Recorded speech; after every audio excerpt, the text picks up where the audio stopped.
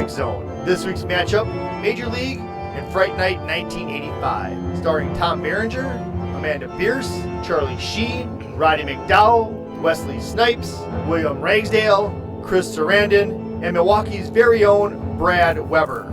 Now two guys who are just a bit outside and know it. We are live, everybody. This is our inaugural show of Dead on the Bases. Do you have a beverage? Are you ready to go? Yeah, I am. I have to wet my whistle. Yeah, I'm ready. That's funny. That's like the first one, isn't it? Yeah. Yeah, the first one that they're seeing. Yeah. And I see you brought your own ice, so that's always nice. Yep. Okay, we're going to be watching two movies here. Yep. We watched the movies. We're going to review them. I'm Jeff Miller. He's Jeff Miller. He's our sports guy. I'm Tim Kretschmann. I'm the vampire. I'm the horror guy. Yeah. Or I'm horrible. One of the two. Vampire, Umpire. There we go. You get the sports and horror reference. All right. So the movies that we have tonight, why don't you just do a quick introduction of the movie you had me do? Major League, one of my favorite movies. I'm a baseball fan, and this is obviously one of my top baseball movies, top sports movies of all time. First of all, it took place in Milwaukee. We have a couple Milwaukee people actually in the movie. It came out at the right time in my life. It's just a great movie. And the hairstyle by that baseball right there, the same hairstyle Jeff has underneath that hat, just so you know. I wish I had that much hair to put up in that mohawk. The movie I picked for Jeff is Fright Night, the 1985, not the 2011 version, one of my favorite horror movies. I picked it specifically because I thought it was a little less frightening than some of them that we have coming up. I am told I'm an idiot. But we'll talk about Fright Night I think it's Tom Holland's inaugural directing movie. He had already written a couple movies by this time, and then he went on to make Child's Play, another big 80s horror movie. I got plenty to tell you about Chucky. Okay, let's tell them real quick though. The reason why this is sort of tilted on me is because I don't like horror movies. I don't watch them. I mean, I know Tim has watched some sports movies, but he's more geared this way. I just don't watch them. But you know what? I want to do this project, and it's interesting. Let's just put it that way. It's been interesting so far. I think we're going to have a lot of fun with this. And when I found out that Dead on the Bases was like an actual term, I was like, what? Really? That's perfect. Yeah. So why don't we start with you so that you can get all your fear and anxiety out of you. Oh, man. Well, why don't we just tell them about the fear and anxiety that started tonight? I've come over here to tape this. Yeah. And now Tim had me watch this Fright Night, and we'll get into that, but Tim's not home.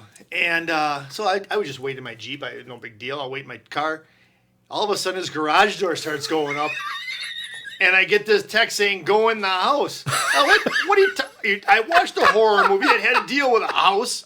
And you had me going into a house. I thought for sure this was a setup, Tim. He thought I was up to something, and I was just trying to keep him out of the rain. Oh, yeah. I was sweating. I was sweating it, man. I'm telling you. I apologize that's all right. for you being such a wuss. All right, so Fright Night. So, Fright Night 1985. So I'm watching this movie, and it wasn't that bad. It wasn't that scary. I mean, this was on a scale of 1 to 10 scary from Jeff. It was maybe like a 4. Okay. Would you agree? A 4, maybe? On the fright index, yeah, it's probably a 4. I actually think a lot of people underplay the horror. It had some good scary parts to it, but it did. It's not terrifying. It's not terrifying. I mean, it's scarier than Bela Lugosi playing Dracula. It's definitely scary. I'll take your word on that. Yeah. There was some parts that were. Hold on, I gotta mark that down. I actually paused. I'm like, okay, no. So yeah, there was some scary parts. I mean, so it's about a kid and his girlfriend, and they watch this TV show called Fright Night, and it has to deal with vampires. Roddy McDowell plays the vampire killer, and then a vampire moves in next door. Yeah, there's I got it right over your face. Yeah, Amanda Bierce. Yeah, and that's something I want to bring up. They could have picked out someone better for Amanda Bierce's part. She's a 26-year-old playing a teenager. She looks way too old. That's not her. That's evil. And that's Roddy McDowell. See, I did watch this. I didn't just Oh, I know you did I didn't just because you were Wikipedia. very freaked out. See, look at that. I mean, are you kidding me with that? Nah, geez. But then when I saw that's Amanda Bierce right there. You remember her from Married with Children? Yes, and nothing else. It's like this movie and that, and Evil. call it a career. Yeah, and then you have Roddy McDowell. Look at this. I know that's the Sarandon guy. Chris Sarandon, who is known to a lot of people for The Princess Bride. Oh, yeah. As Prince Humperdinck. Is that Susan Sarandon's brother? Would that be her brother? I can't remember if it's a brother. It is a relation. I can't remember exactly how they're related, but it could be brother. He was a scary-looking vampire. It was scary-looking. I mean, it had that fear, that terror at the end of it. But let me get back to Amanda Bierce first. Okay. I didn't, and I know that's such nothing, but they could have found a younger girl. Oh, yeah. To play that part. I don't know how she got that part. I just didn't believe she was a teenager. And then she turns into that. Well, and she then becomes her character throughout the movie is she's a little bit of a shrew. She acts like an older wife. Right. Than a teenage girl. A teenage girl would probably find this more fun. And they do have that aspect because at one point, the vampire Jerry Dandridge kind of takes a shine to her because she looks like, and she's kind of enjoying it, which a young girl would like that. But there's no way that a young girl comes on with him on the dance floor like that. There's no way. I'm sorry. He was too old for her to be dancing. Yeah, but he can hypnotize people like that. There's a lot of things about this movie that I have to ask you about, but Sure. So as far as scary wise, I could say this is a very good, let's get Jeff into the swing of things, because it wasn't that bad, but it was scary, and it didn't kill you, I have those movies. They're in this house. Yeah, I know. And I don't want to do that to you, So the question I have for you, but I think I figured out. So the vampire, he's got the kid. What's his name? Charlie. He's got Charlie by the neck in his bedroom. Yes. He's got him over the window. Yes.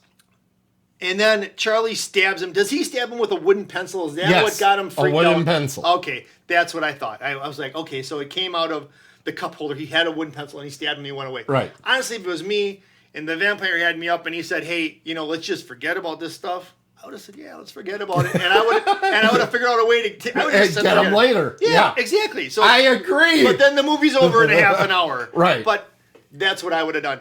The other thing is where did Charlie's mom go? I know she was working at night, but she was never home. She never came home. She was only necessary for a few scenes. I know. And then, And why did the vampire...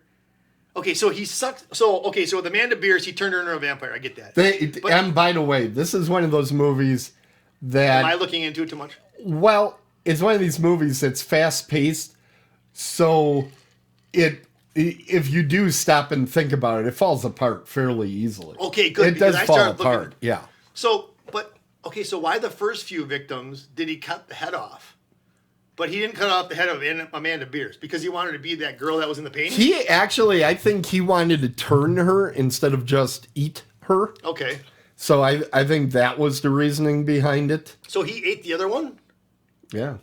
I know, there were hotter ones that he ate. I was like, dude. So another thing. I, by the way, I have interviewed William Ragsdale. Wait, William Ragsdale, which is Charlie. Charlie, yep, okay. And I've interviewed Billy Cole, who was the helper. He was like the demon friend. And I got to interview Chris Sarandon. Which was your best interview? Williams Ragsdale was very nice, but Billy Cole was great. Really? He went on to produce, like, according to Jim, and he did a lot of sitcoms. Okay. And he was just a very interesting behind-the-scenes type of guy at the point in the career where I talked to him. William Ragsdale still does make television and movies. Really? I think he was in an episode of Blue Bloods not too long ago. So he does stuff. He doesn't do a lot, but he does stuff. And you interviewed Sarandon also? Yeah, and Sarandon, he knew he was an actor of kind of a different caliber. Really? A good enough guy, but yeah, he knew that. And the thing was, he was an excellent interview because he had obviously been trained how to do interviews. Sure. Which you can always tell. You can tell this. I can tell that. When you talk to a guy and you're like, okay, he went through the media training. He knows what to say, what to kind of walk away from, all of that stuff. 2 words. Ryan Braun. Yeah, well, he knew what he was doing. Yep. But to a certain extent, he didn't come off as natural because of that. And to that, Ryan Braun, when I interview Ryan Braun after ball games, he sounds like a robot. He sounds like he's been programmed what to say. He knows exactly what to say for whatever situation, and it doesn't come across as genuine or real or in the moment. I mean, he could have hit a home run to win the ball game, in the bottom of the ninth in the 7th game of the World Series, and it would sound like he hit a first inning home run in the 2nd game of the season. It sounds exactly the same. Now, I have a couple more questions about the movie. You go. What was the whole deal with? Okay, so Evil. Okay, Evil Ed. Yeah. So played he by turns Stephen into Jeffries. he turned into a werewolf. vampire. Yeah.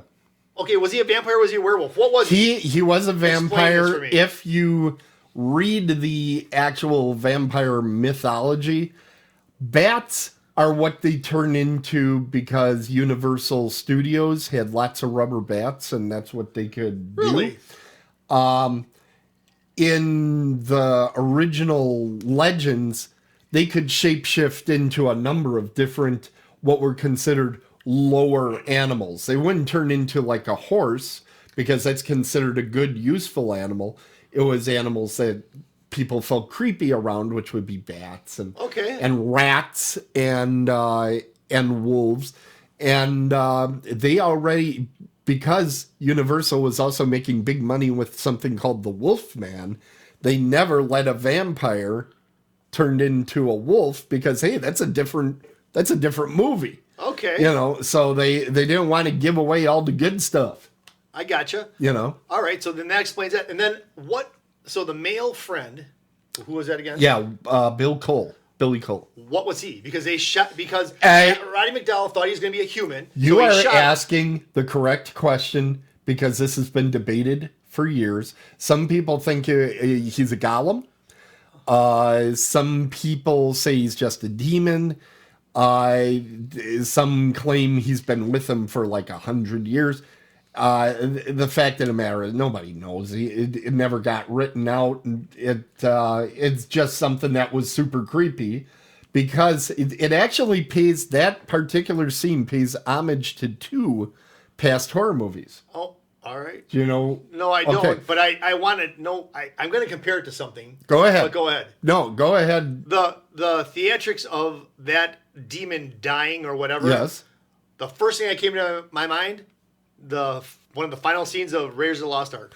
Yes, very much. Those effects are very similar. Exactly that's the first thing that came to my mind. But go ahead. But from a horror standpoint, and you're going to hate this because this is the horror movie you will not allow me to show you. I can tell you right now what that is, but go ahead. Yeah, it's Halloween. Oh, Jesus. When he sits up initially after being shot, that is exactly the way Michael Myers sits up in Halloween. And then when he's creeping up the steps and they both kind of look and they turn around, that's an exact recreation of Abbott and Costello Meet Frankenstein. Really?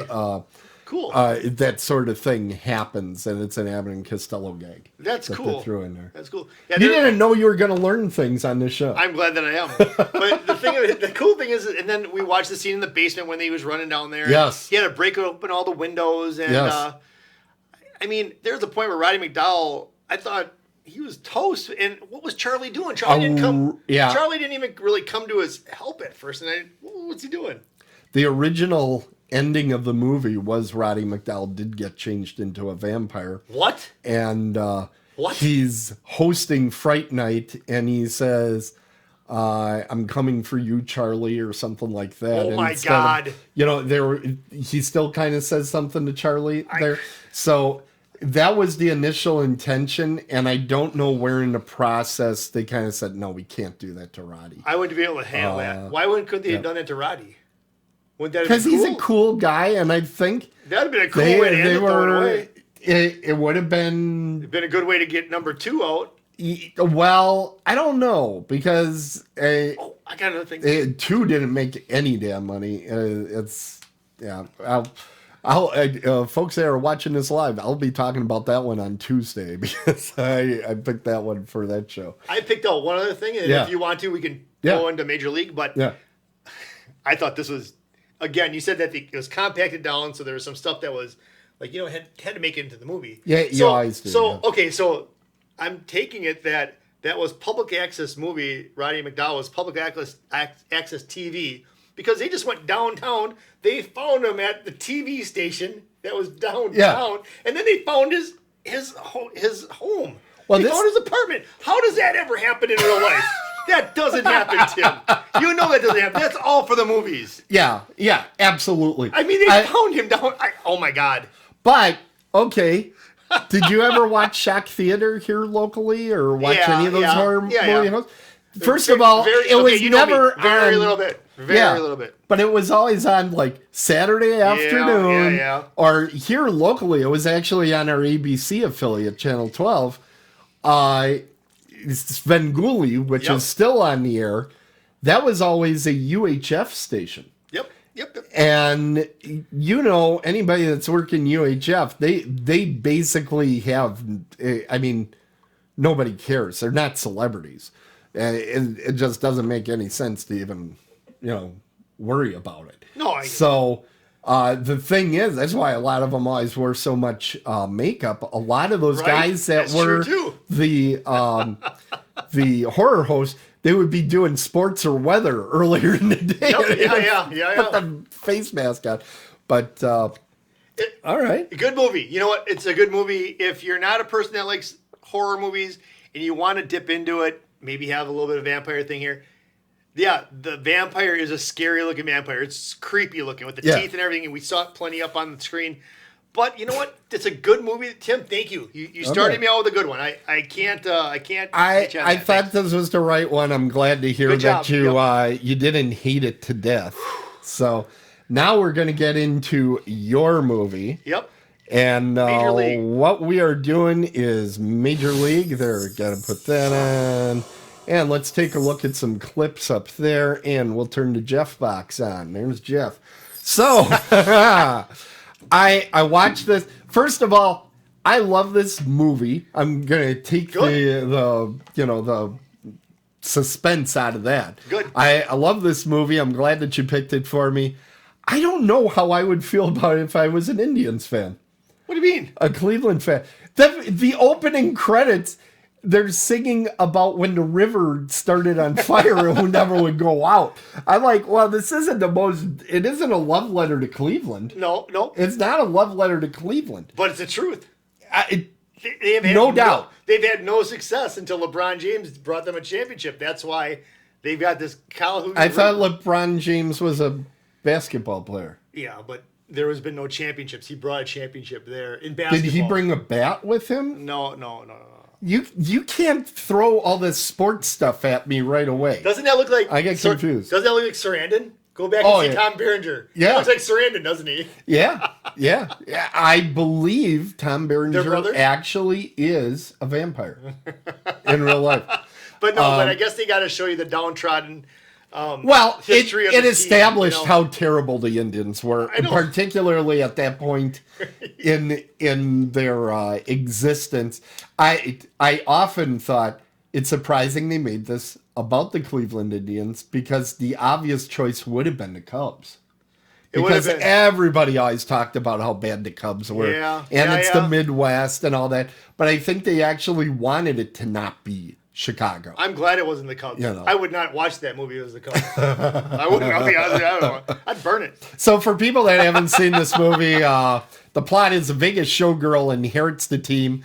She wants to move it to Florida, but she can only do it if the attendance goes below a certain level. Yeah. So what she 400,000. does, what? Like 400,000, I think. No, I think it's 800. 800,000. I think it was 800,000, but Okay. still, that would be pathetic over a period of a season. Yep. 800,000, that would be ridiculously. And Wait. actually, I didn't find that the plot was that far-fetched.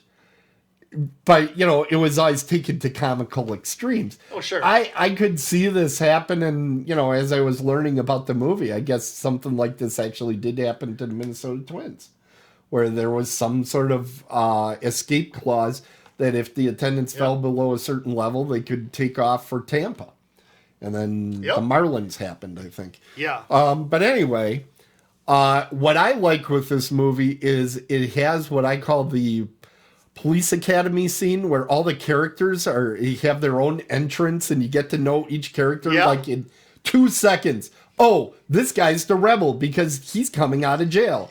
Hey, this guy is, the voodoo priest because, this is happening. Joe Boo. And, a guy drives up with a Volkswagen Bug that has a Rolls Royce hood on it. He calls himself Willie Mays Hayes, okay, I know exactly who this character is. And I think what this movie has become famous for is that cast. I don't think you could assemble anymore because they were all at the beginnings of their careers when they put this together. Yeah, Tom Berenger, I think, was kind of established. Corbin Bernsen had only done L.A. Law. There was no Psych yet. Charlie Sheen was early on. I think it's even before Wall Street. I'm not quite sure. But it was early. Did he do working, or what did he do with his brother? Men at Work. Yeah, was that beforehand? I think that was after, because I don't think they let you make that movie until you've had some success. And I love that movie. I love that movie, but it is a guilty pleasure. It is. Anybody that's had brothers, too, it is such a brothers movie. Wesley Snipes, that's got to be one of his first movies. I think it was. It was that or close. One of the fans in the movie is the guy that was the janitor in Scrubs and was the father in The Middle. I forget I know his what you're name. going. He's a construction worker. He's like a longshoreman or something here. He's not a longshoreman. He's a construction. Was he construction? Yeah, he was construction. He didn't say ahoy. He wanted to be. He was doing a jig in the first scene, ladies and gentlemen. Was he drinking rum? And the President of the United States was in there. Really? From 24. Oh, what's his name? Yeah, Dennis Haysbert. Haysbert, who went on to be the president in 24, and I believe he's selling insurance these days with his voice, which was funny, him putting on an accent, because he makes his money on not having his accent and being the voice, But I think we can all agree that the true star of this movie is Bob Uecker. Bob Uecker Harry Doyle? is the funniest. Every time he comes on, it's like, oh, this is where the funny stuff happens. Because a lot of stuff is not funny, ha-ha. It's like, oh, that's a humorous situation. They got a terrible plane, ha-ha. The guy's got out the duct tape and he's wrapping up the propeller blade. And you go, okay, that's amusing. I like that. That's funny. I know it's funny, but I'm not going to laugh out loud. And then he starts going into overdrive. He's drinking every time you turn around. And he says the line, I will let you say. Just a bit outside. And I read somewhere that that's like the most popular sportscaster line ever, to make fun of that line. And the thing is that was... They gave him just a scenario, and they just let him run with it. None of those lines were scripted for him. That was all right. him, which shows you his genius.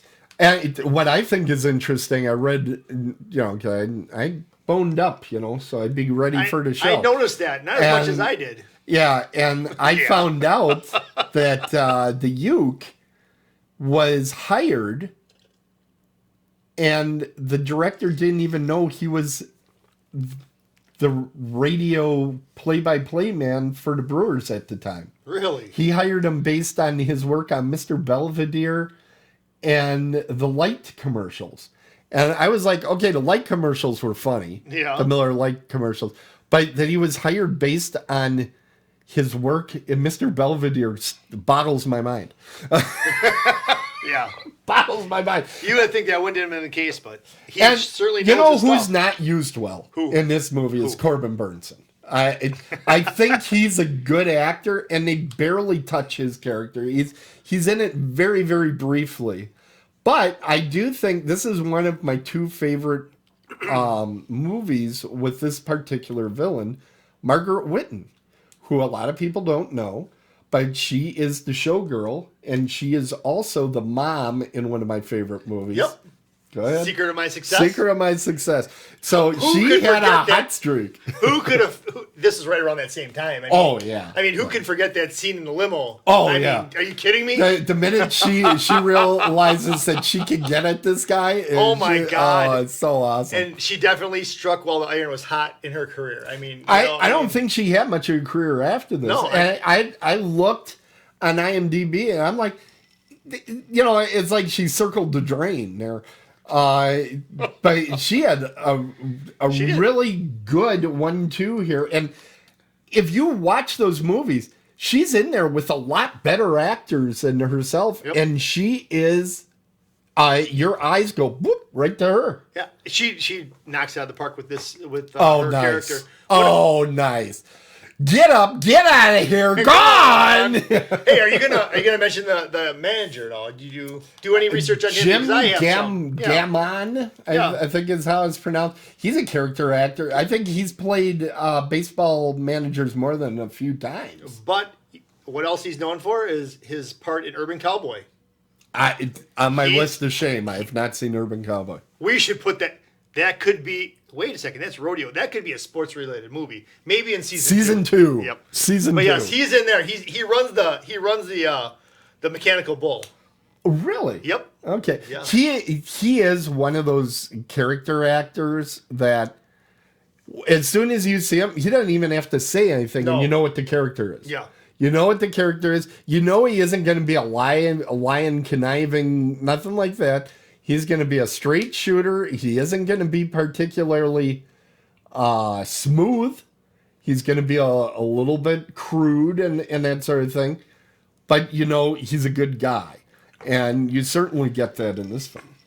So, I did mention Brad Weber in the open. Yeah, what is a Brad Weber? What is that? Brad Weber, I worked with Brad Weber at Laser 103. You might remember that in Milwaukee. Yes. He was a part-time disc jockey at the time, younger guy. Mm-hmm. But he played on our Laser softball teams. He is jock. He's a good guy. He actually went out to California and he did a Alan Kowicki movie. But he's in this movie. So if you watch this movie and you see the scene where the catcher tries to tag out 2 Indians at one time and doesn't touch them, number 30, that's Brad Weber. That's his credit in this movie. Wow. Yeah. Now, I did watch one of the sequels, the third. Why would you go from 1 to 3? Because I didn't have 2 sitting right there. 3 was like one button push, and I'm like, okay. And it certainly is not on the same level as that. Actually, one of the things I really liked about Major League was it was Major League. Usually you have these, this is a team that kind of sucks and all that. Yeah. And it's, it's the Bad News Bears. It's a kids' little league, or it's some, Japanese team that they're part of. This is, these guys are professional. I think Tom Berenger is really underappreciated in this film because he's basically the straight man. But if you watch him, he's so professional as a professional baseball player. He's like, hey guys, calm down. Yeah. We're here to make money, all that stuff. And it's like, that's how I imagine there are probably a lot of baseball players that are like, yeah, this is the office. Career ball I'm player. Here. Yeah. That's all they know their whole life. They're a career ball player. When they retire, they're going to still do something in baseball. That's it. They're done. Yeah. Really a great movie. Oh boy.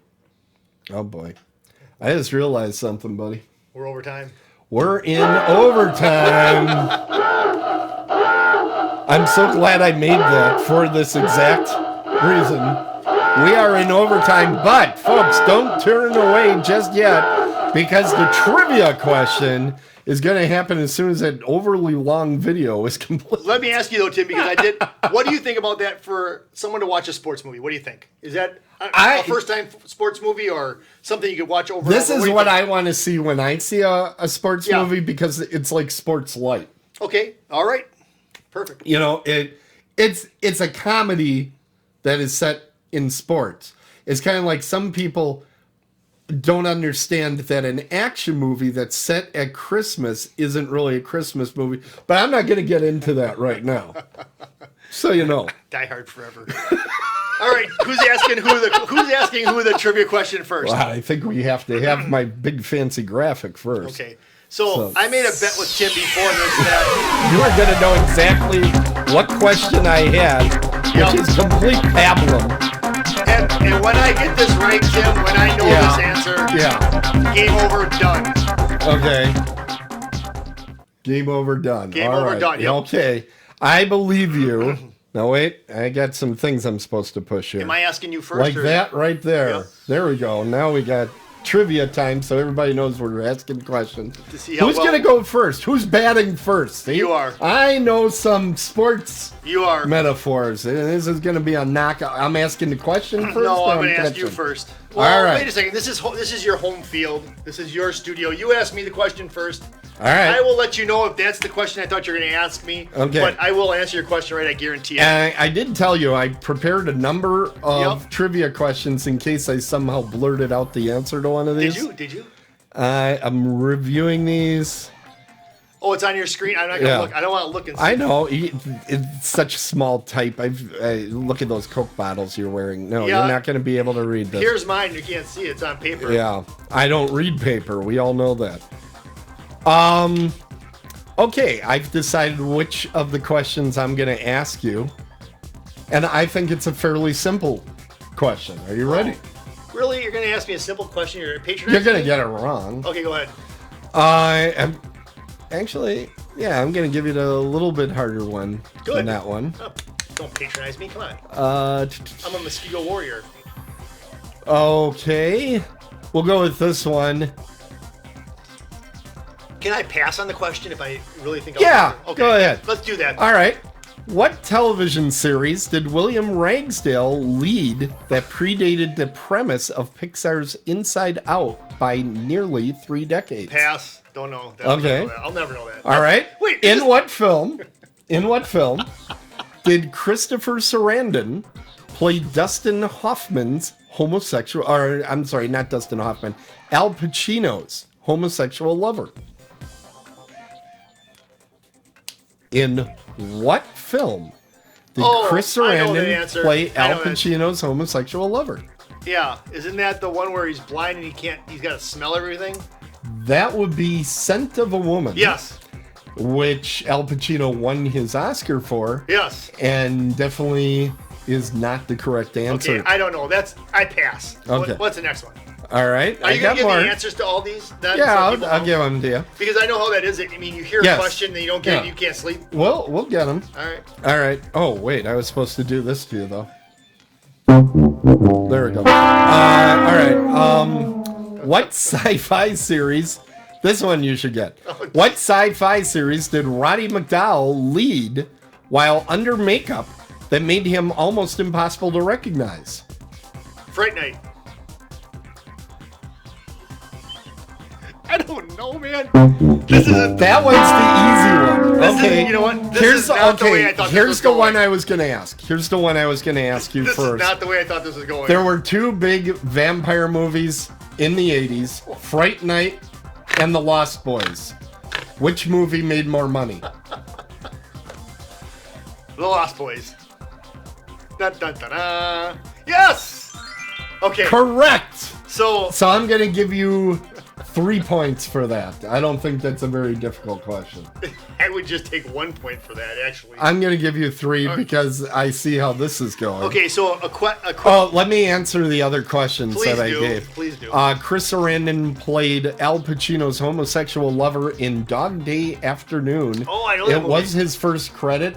And if you ever are in a position to interview him, talk to him about that one because he thinks everybody forgot about it and they just want to talk about Princess Bride and Fright Night. That's the bank robber movie. Yes, the bank robber movie. Okay, go ahead. The television series that William Ragsdale led was called Herman's Head. And it was right after, I think, The Simpsons and before Married with Children, back when Fox had that block. And it was all about William Ragsdale was Herman, and he had these different voices in his head, like intellect and love and all this. Basically, the idea of Inside Out. That was a sitcom, right? Yeah. And I saw that show. I watched that. That was it. Yeah. Okay. And then the sci-fi series that Roddy McDowall led, which I thought for sure you would get, was The Planet of the Apes. Okay. He was the main chimpanzee. So the way that I thought these trivia questions were going to go was going to be something that came in the movie. All right, here you go. I got one. Okay. I probably won't get this right now. What's the body count in Fright Night? I figured I should ask that first because now you're going to be expecting that. Including all vampires? Including vampires. All right, so that's... I'll give you 3 bodies either direction. No, I'll get it spot on. Okay. Well, go ahead and tell me who you're counting.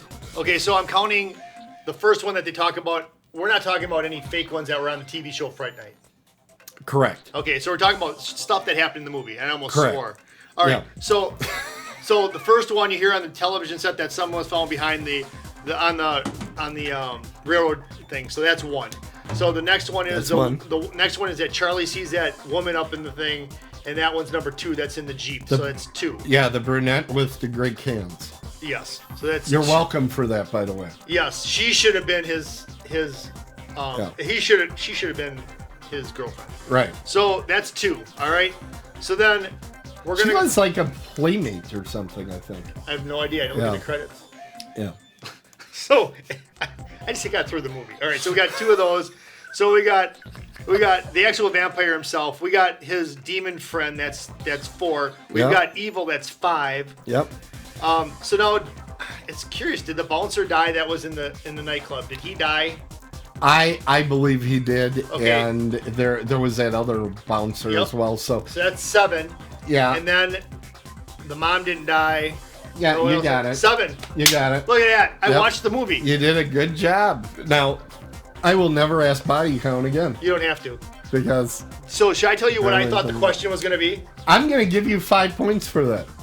I'm going to give you 5. For getting all the guys? Yeah. Thanks. You went and walked it right through. I'm going to give you 5 points. That's 5 for Jeff. Okay. So what if I ask you a question about Fright Night and you don't get it right? That wouldn't surprise me. I have always said, this is why there's like trivia nights at work. Yeah. I won't be involved because I'm like, trivia is too vast. You can't study for it. You don't know. But I honestly thought it was going to come from opening credits to closing credits. I didn't think it was going to be like outside, just so we know going forward. So I'm still going to make other stuff up. But still have some from the movie. Be horrible. So this is what I thought you were going to ask me. And this is what I would have asked if I was in your chair. Okay. What are the call letters of the television station that Roddy McDowall? Oh shit! I would never do something like that. That's way too trivial. But I watched for that. That's how in depth I am. That's why you had the body count ready to go. KBHX.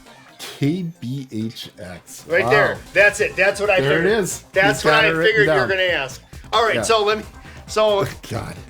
That's the road. We are so sad. All right, go on. But you know where this is going to go with mine now. Okay. So I'm in trouble. What's Harry Doyle's drink of choice in the press box? I want to say it's Jack Daniels. You're gonna get a point, or you're gonna get however many points you want for that. That's right. Is that right? Yeah, that's right. Yeah. I thought it was Jack. Okay. Well, no. Wait. There. Why doesn't that make a noise? It does, and it's super quiet, and that needs to be worked on. Yeah. That's on the list. Hey, what are you doing here? Is this like B-rated stuff here? What's going on here? But anyways, all right. How about this one? I'll ask you another one. That I need you to get one. Okay. Get that music going again. One more trivia time. One more trivia. All right. Well, but congratulations on getting my question right. Okay. How fast was Charlie Wild Thing Sheen's final pitch to strike out the New York Yankees? How fast was that final pitch? Well, I know they kind of built it because the first one was in the upper 80s, and it was in the 90s, and then I think it was 102, something Is like that. that your final answer? God, I'm not giving you any miles per hour on either side. I'm not giving you. I'll go with it. I'm not as nice as you. 102. Wrong. Oh. 101. 101. You are a fucker. All right. But you know what, though, Tim? That was fun. I like trivia time. I do, too. I think it's a lot of fun. But you know what? I don't know. I'm not going to be able to get through kind of questions, man. I'm not going to know all that stuff. Yeah, we're in trouble. Stick with questions from the movie. I'll be fine. All right. Well, it's time to go to the scoreboard. Oh. And yeah, you got to give yourself your own trivia answer. Yeah, no. It'll be great. I got to figure out how to do this. Hold on. Where's your brother? This is fun. Yeah, where is he? We both got 5s, right? Sure. So let's see if that works. Oh, there we go. Perfect. By the way, I was actually at part of the Major League movie. I did like the Jeff character. No. Actually, I saw Jeff and I said, "Look at that guy. All he can do is sit there and ask the concession guy for ice. This is all he does in the whole movie. He's like, hey, you got any ice for this?" The thing is he had ice. But anyways, no, I actually took a date. It's the scene where the Duke comes in to come in relief for the Yankees. That's the scene. And then my buddy John, he was behind home plate during the final scene, so we were all in there. So it's kind of cool. Yeah. When I watched it, getting to see County Stadium again. Yes. It was funny because I'm like, I wasn't a sports fan like you, but I actually at one point I said those were the seats I saw my first baseball game in, because my first baseball game, you're going to be super jealous of this. Let's hear it. My brother and I got it. My parents bought it at a church auction. Yep. Somebody had season tickets for the 2 seats right behind the dugout of the Brewers, right where the stairs are for them to come out. We were sitting right there. And then every game after that, I watched from the Brewers Pepsi fan club. I had those too. I had those tickets too. What was it, third base side, I think? Yeah. We were sitting out there going, can't see the ball over here. Yep, I had the Pepsi fan. But you know what? Think about it. That was a great deal as a kid. Oh, it was a great deal. If you love sports, you get... And you got What's Brewing magazine. Yep. Yeah. I still have them. Okay. You probably do. I do. I got so much. You got to come over and I got to show you all my baseball stuff. But go ahead. God. So we each got 5s. Now we have to grade the movies. Let's do it this way. Tell me what my grade would be, and then I'll give you your grade, because your grade is obviously higher than mine because you got my answer right. I got the body count, but I got no. The grade is, I'm going to tell you the movie what grade. the movie. Oh, I thought I'm going to say answer. Okay, no. I'm going to give it. I give Major League an 8. It isn't the greatest movie, or it's in a 10-point scale. But is it an 8 for a person that doesn't watch sports movies, or just yes? an 8? It's my grade. Oh, okay. Of what you thought. Okay, so for a horror movie. Yeah. Now you're saying a horror movie, but you're a sports guy. So you tell me what you actually would rate it, not what you think how good a horror movie it is or whatever. No, or how you like it. I could see myself giving it an 8 also. I know, I really could. I mean, it was right there. It had suspense. This is going to be a little like the pennant race. That's what I'm seeing. This is like the pennant race. But I could see that, though. If I was a guy who doesn't watch horror movies, which I'm not, I could give it that. It was solid. It was a solid movie. Yeah. I think the acting is what drags it along. Roddy McDowall and Chris Sarandon are just really fun to watch. Yeah, oh yeah. And here's another fun fact about Chris Sarandon. This would have been one of the trivia questions. Had it been all, based on what was on screen, I would have asked, what is it that Chris Sarandon is seen eating throughout the movie? An apple. Yes. Do you know why? Because vampires can eat apples. I don't know why. You almost had me there. But you know what, almost had me. You have to give me credit. If there's going to be a trivia question about the movie, now I'm worried. Now I'm worried. But wait, why can Tell me why, because I know there's a reason why. Why? There is a reason why. Why? You want to know the reason why? The reason why is that he thought fruit bat. He thought, well, he probably has some fruit bat DNA, so I'm going to eat fruit all the time. That's lame. It is. I would have said it's good for your teeth. Did you make that up? No, this is what I read. That's lame. Yeah. That's really lame. Well, you try to tell Chris Sarandon that. He will. Wait a second. So that was his? Yes. That was his That was his idea. That was not the idea of the director. Yeah. Give me one I of would these. love to talk about it. Be like, you say, I'm Lieutenant Natalia. You killed my father, and now's your time to die. Probably should You just run down the hall. He should have been drinking a Bloody Mary.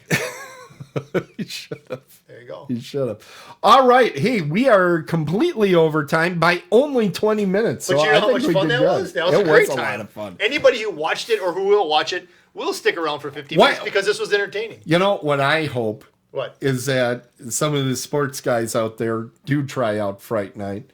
And I hope some of my fellow horror fans try out Major League. Yeah. And get behind the Jeff character, everybody. The poor Jeff character is without ice.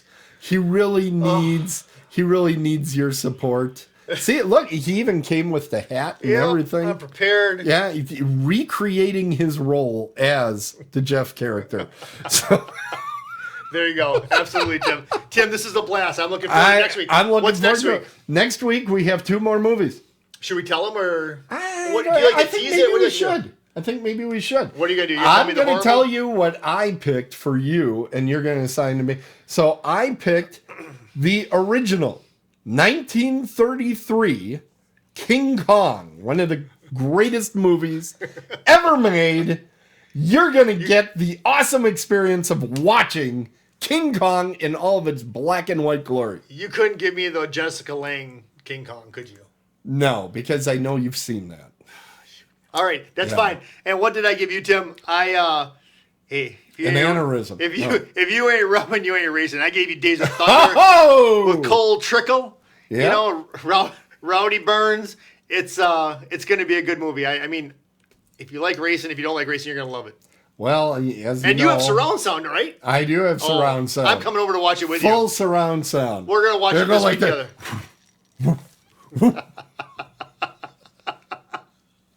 You get Nicole Kidman. I get black and white. Hey, I'll take Nicole Kidman. I know. You get... Fay Wray was a good-looking woman. It's in black and white. Is shot in 36? 33. Ooh, I was close. 33. That's That's going to be the damn trivia question. The year of the first All-Star game. 1933 in Chicago. 1933? Who hit the first home run? Gorman Thomas. Babe Ruth. Oh. I was close, though. About the same stature, yeah. Yeah. So, I got that going Tim. for me. And a home run. I got that now, going for let me remember. The home run shot. is when the guy can't get up off the canvas, right? Yeah, and you got to make sure you pull the flag stick out before, all that good stuff. All right, let's end the show. Yep. Thanks, everybody, Yep, for thank you. Oh, wait, I had a closing written, and I forgot. Here it is. Cool. Yeah, because I do Hiding. the open. You do the close. Yes. All right, time to close the crypt and call the game. Thank you all for watching. Oh, and I got this on too small of a screen. Look at that. Thank you all for watching. Remember to share and subscribe to our show and feed. You can find the show at otherworldlyculture.com and follow the show on Apple Podcasts, Amazon Podcasts, Pandora, TuneIn, Stitcher, Google Podcasts, and a bunch of other places that I forgot about. If it's sports, it's a home run. If it's horror, run home. We're dead on the bases, and we'll see you next time. Cheers.